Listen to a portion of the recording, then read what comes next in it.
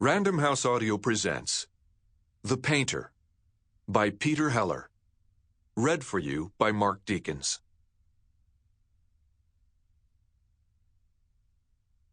Book 1. Mayhem. Oil on Linen.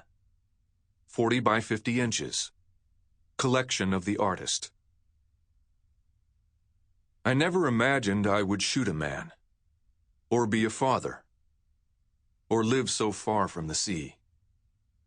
As a child, you imagine your life sometimes, how it will be. I never thought I would be a painter, that I might make a world and walk into it and forget myself, that art would be something I would not have any way of not doing. My own father was a logger, very gentle, who never fought with anyone. I could not have imagined that my daughter would be beautiful and strong like my mother, whom she would never meet. Or that one afternoon at the boxcar in Taos, I would be drinking Jim Beam with a beer back, and Lauder Sims would be at the next stool nursing a vodka tonic, probably his fourth or fifth, slurping the drink in a way that made ants run over my neck, his wet eyes glancing over again and again. The fucker who had skated on a certain conviction for raping a 12-year-old girl in his movie theater downtown, looking at me now, saying, "Jim, your daughter is coming up nice. I like seeing her down at the theater." Come again? Long-legged like her mom. I mean, not too skinny. What? I don't mean too skinny, Jim. I mean just... His leer, lips wet with tonic. She's real interested in movies. Everything movies. I'm going to train her up to be my little projectionist. I never imagined something like that could be reflex, without thought. Pulling out the .41 Magnum, raising it to the man half turned on the stool, pulling the trigger, point blank, the concussion inside the windowless room. Or how everything explodes like the inside of a dream, and how Johnny, my friend, came lunging over the bar, over my arm, to keep me from pulling the trigger again. Who saved my life, in a sense, because the man who should have died never did. How the shot echoed for hours inside the bar, inside my head. Echoed for years. I painted that moment, the explosion of colors, the faces. How regret is corrosive, but one of the things it does not touch is that afternoon. Not ever. Chapter 1. 1. An ocean of women. Oil on canvas. 52 by 48 inches. My house is 3 miles south of town.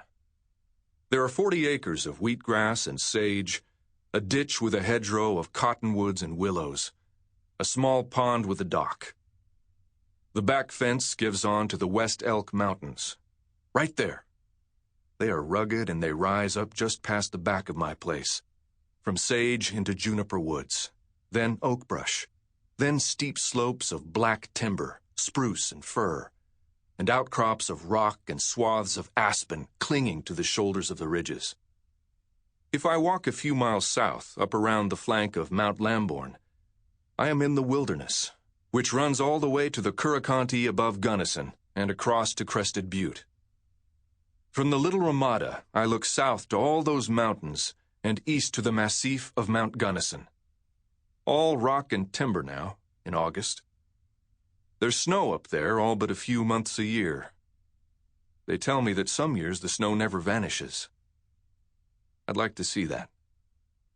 If I step out in front of the small house and look west, it is softer and drier that direction.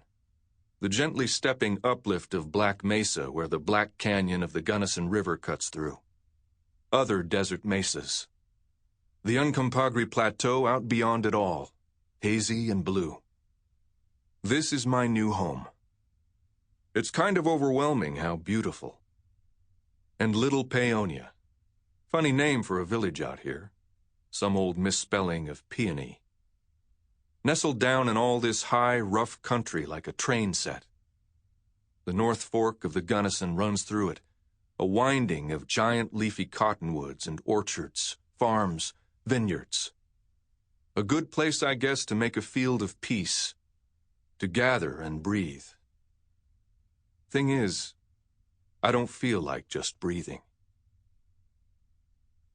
Sophia pulls up in the Subaru she calls Triceratops. It's that old. I can hear the rusted-out muffler up on the county road, caterwauling like a Harley. Hear the drop in tone as it turns down the steep gravel driveway. The downshift in the dip and dinosaur roar as it climbs again to the house. Makes every entrance very dramatic, which she is. She is 28, an age of drama. She reminds me of a chicken in the way she is top-heavy. Looks like she should topple over. I mean, her trim body is small enough to support breasts the size of tangerines, and she is grapefruit. It is not that she is out of proportion. It's exaggerated proportion, which I guess fascinates me. I asked her to model for me 5 minutes after meeting her. That was about 3 months ago.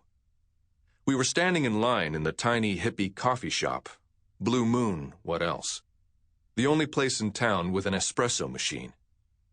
She was wearing a short knit top, and she had strong arms, scarred along the forearms the way someone who has worked outside is scarred, and a slightly crooked nose, somehow Latin.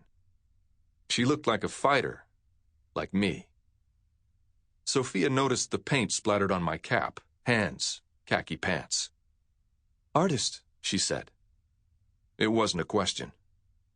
Her brown eyes, which were flecked with green, roved over my head, clothes, and I realized she was cataloging the colors in the spatters. "Exuberant," she said. "Primitive. Outsider, in quotes." You're kidding. "I went to RISD for a year but dropped out." Then her eyes went to the flies stuck in the cap. "Artist fisherman," she said. "Cool." She asked how long I'd been here. I said 2 weeks. She said, "Welcome, Sophia," and stuck out her hand. I said I needed models. She cocked her head and measured me with one eye.